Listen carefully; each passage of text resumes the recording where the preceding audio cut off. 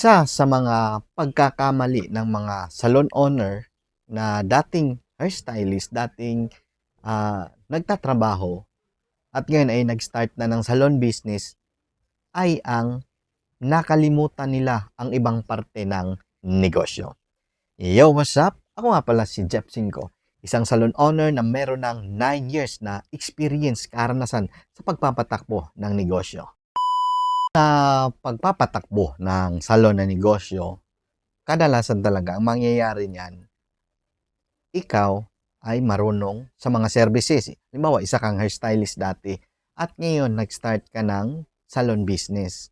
Ngayon, dahil sa isa kang hairstylist dati, nakafocus ka lang. Yung buong attention mo nandun lang sa services. Kung paano gawin ang services, paano gawin ang ganitong pagkulay, pag-ribbon.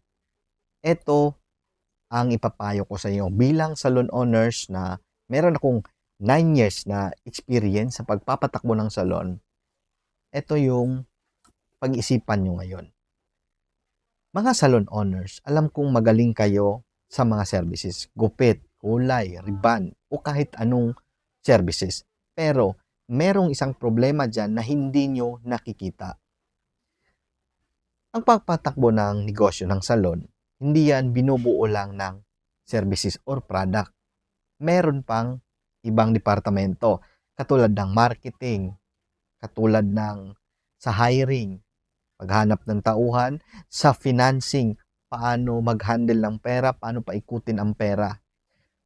Kadalasang pagkakamali ng salon owner, nakafocus lang sa services. Galingan sa services, kailangan maganda yung services.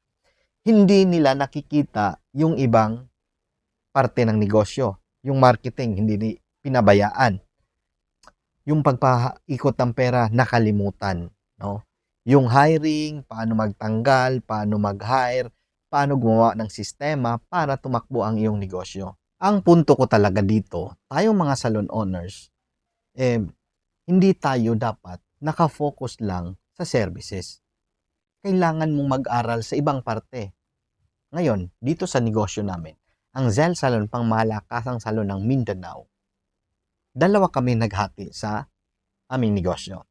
Ang aking asawa, siya yung mga mabangis, malupit, magaling pagdating sa services. Sa kulay, sa ribbon, sa nails, siya yung tumatrabaho niyan.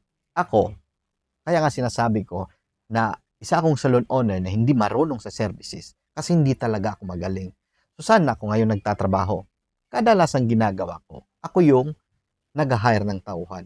Ako yung gumagawa ng sistema, ako yung nagtatanggal. Ako yung gumagawa ng kontrata para mapasunod yung gusto kong sistema. At ako yung gumagawa para mapalaki ang negosyo. Ako yung nag-handle sa budget, sa pera. Ngayon, halimbawa, wala kang asawa, wala kang partner. Kailangan mong makahanap ng partner. At kung meron kang asawa ngayon, meron kang kasama sa buhay, yung asawa mo, yan na lang yung magpatulong ka. Pag-usapan nyo, sabihin mo na ang negosyo ay hindi kaya ng isang tao lang. Napakahirap. Marami kang pag-aaralan. Pero kung minalas-malas ka talaga sa buhay at ikaw na lang ang nagtatrabaho dyan, kailangan mo tong galingan. Marketing, kailangan mong pag-aralan. Paano magtanggal, paano paano maghanap ng empleyado, paano mag-hire, paano gumawa ng sistema, paano magpaikot ng pera. Dahil isa sa pinaniniwalaan ko sa pagpapatakbo ng salon na responsibilidad